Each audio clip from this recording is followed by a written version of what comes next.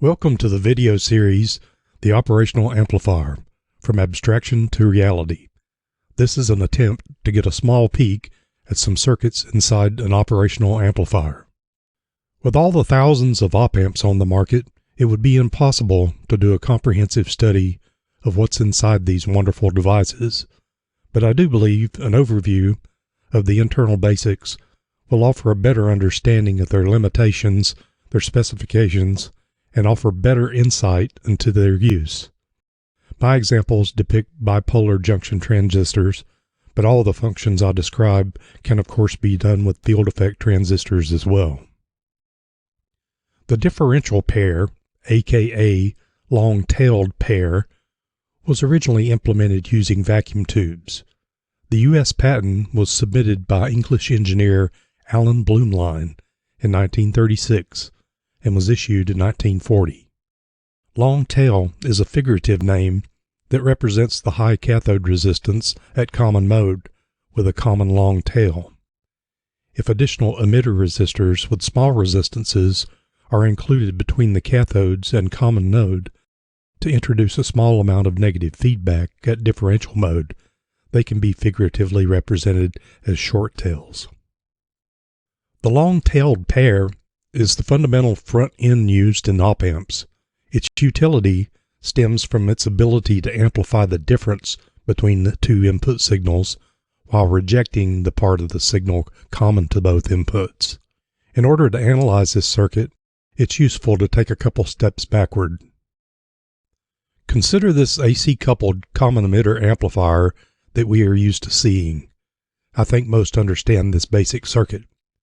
Transistor Q1 is biased by R1 and R2 to some operating point.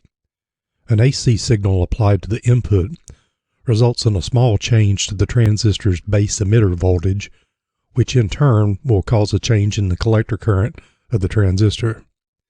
This will be converted to a voltage change at the collector across the load resistor RL. The increase in collector current results in a decrease in collector voltage, so the output signal is inverted. The voltage gain of the stage will therefore be the negative transconductance GM times RL. In the common emitter amplifier, we hold the emitter voltage virtually constant since RE is much less than RL. Since we are interested in changes to the base emitter voltage, we could equally hold the base voltage constant and apply the signal to the emitter and thus change the collector current. This configuration is called a common base amplifier. The circuit is identical to the common emitter configuration, except we simply apply the input signal to the transistor's emitter instead of its base. This does not invert the signal. The gain is now GM-RL, which is identical to the first example, but opposite in sign. This means we can create a crude differential amplifier with just one transistor. If we consider the base to be the inverting input and the emitter to be the non-inverting input, we can say the output voltage will be the difference in the inputs times GM-RL. But there's a problem. The input impedance of the inverting input at the base is quite high. The input impedance of the non-inverting input is low, since the emitter resistor is needed to be a low value compared to the load resistor. We can fix this problem by adding an emitter follower buffer Q2 to the non-inverting input. This is starting to look a lot like the classic differential pair. If we drop the AC coupling, the bias resistors, and add a second load resistor, we have the circuit I originally showed. The bias point is established by ensuring that a relatively constant current flows through the emitter resistor. This is done by using a fairly high value resistor, which results in a relatively high voltage across it compared to the input range. This is where the name long-tailed pair comes in. With no differential input voltage, in other words, the transistor bases are at the same voltage, the bias current will be split equally between the two transistors. When a differential voltage appears, the current will increase in one transistor and decrease in the other. but their sum will remain constant. We already pretty much derived the differential gain of the circuit. Any differential signal applied to the inputs will be split evenly across the two base emitter junctions, but with opposite signs. Thus, the output of Q1 will be this expression, and the output of Q2 is the inverse. We could take a differential output voltage across two collectors. When a differential voltage input appears, the current will increase in one transistor and decrease in the other, but their sum in the tail resistor will remain somewhat constant. There is still a slight problem. We stated initially that we wanted this differential amplifier to amplify differential signals and reject common mode signals. Here I have a common mode voltage source connected in the classic way to the inputs. As the transistor base voltage increases, the current through the emitter resistor increases, and therefore the voltage across it increases. The resistor can be sized large, but it still throws off the bias of the amplifier. Because of this, the gain changes with common mode voltage changes. Bear in mind that power supply noise is common mode as well. Coming up is one of the most important innovations in op-amp circuitry. The emitter resistor is replaced by a constant current source. As the common mode voltage changes, the current in the emitter tail stays constant. As you can imagine, this makes for a very good power supply rejection, since the DC power noise is common mode as well. This works beautifully with differential signals as well. As VI plus increases, the current through Q1 increases. It steals current from the constant current source, and therefore the current through Q2 is decreased, and vice versa. Another duty of the operational amplifier is to accept differential inputs and provide a single-ended output that can be done by simply taking the output from one of the collectors, here in the case of Q2. This is great, but we are wasting gain in Q1. Remember, in the history of the operational amplifier, we talked about throwing away gain. Well, we only want to do that outside the op-amp. For us to meet our goal of near infinite gain, we must not throw away any gain inside the device. So how do we accomplish this and use the collector of the other transistor, Q1? Since it's 180 degrees out of phase with Q2, we would somehow need to invert the signal and then add it to Q2's collector current. Coming up, another salient innovation in op-amp development. It's common knowledge that applying an increasing voltage across the emitter base junction of a bipolar transistor results in an exponentially increasing collector current. Here's the standard transistor collector current equation. Let's assume a reverse saturation current of 10 to the minus 15th amperes, and we know that the transistor thermal voltage is about 26 millivolts. It's reasonable to assume the early voltage is much larger than VCE, and this term cancels, which leaves us with this expression, which we will plot here.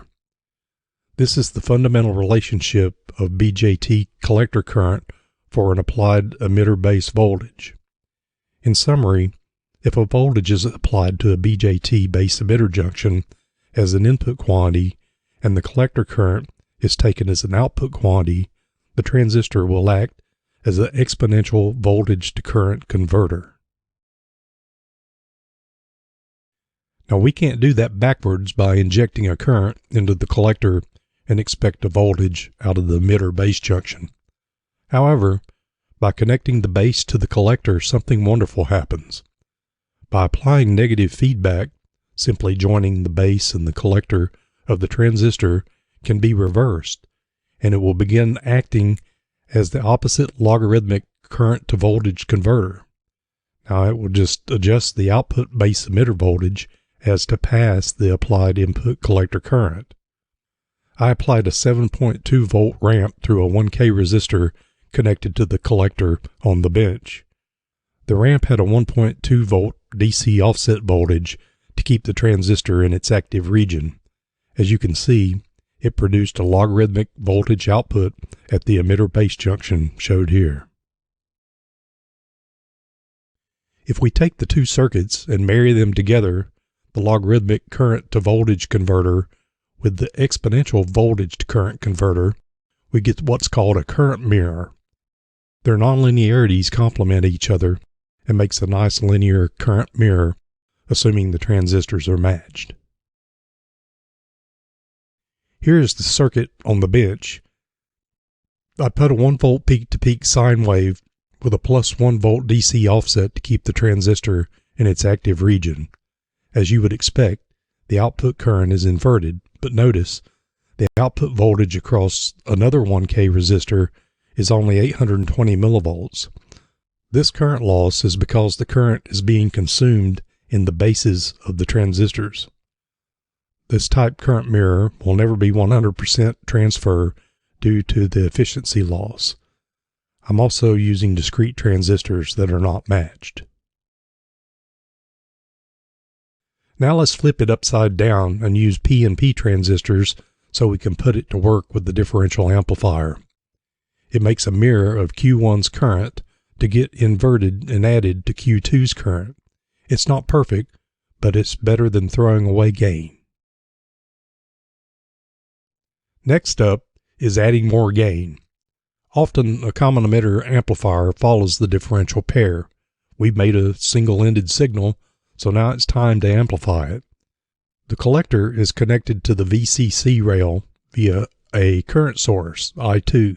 Another important component is the Miller capacitor. This serves to make the dominant pole for the op-amp to make it stable. It causes the gain to roll off as frequency increases. Since a signal at the base of Q5 is 180 degrees out of phase with the collector, the capacitor, having a low impedance at high frequency, provides negative feedback, therefore decreasing gain at high frequencies. Without the Miller C, external compensation would be required to prevent the op-amp from oscillating in most applications. Also notice in this schematic, I turned everything upside down again. PNP transistors are used in the differential amplifier, and the current mirrors use MPNs. The output stage is a typical Class AB push-pull amplifier. The emitter-follower configuration of Q6 and Q7 provides current drive for the output load with unity voltage gain. The output stage is a current amplifier. Diodes D1 and D2 keep the base voltages far enough apart to minimize crossover distortion and minimize cross-through current. Oftentimes, the common mode input voltage is around ground or somewhere in the middle between the upper and lower rail. In other cases, the op-amp inputs may need to be close to the rails. This op-amp configuration has definite common mode input range limitations. There would be a typical 0.3 volt drop across the current source and a 0.6 volt drop across the emitter base junctions of Q1 and Q2. This means that if the VCM input is greater than VCC minus 0.9 volts, the input transistors will shut down. On the negative side, Q3 has a VBE drop of 0.6 volts. That means if VCM is less than VEE plus 0.6 volts, the current mirror will shut down. Op-amps are readily available with inputs that operate all the way to the rails and slightly beyond. That will be discussed later. This output stage configuration also has limitations on voltage swing. The output transistors are emitter followers, Q6 and Q7, and they have VBE drops of about 0.6 volts. The maximum value that the base of Q6 can be is plus VCC. Therefore, the maximum B out is the sum of VBE6, the VCE saturation voltage, and the drop across R1 below VCC. The minimum the base of Q7 can be is minus VEE, so VO will be the sum of VBE7, the saturation voltage, and the drop across R2 above VEE. Op-amps are readily available with outputs that operate very close to the rails. That will be discussed later. Thanks for watching. Please click the like, subscribe, and notification bell so you don't miss any upcoming content.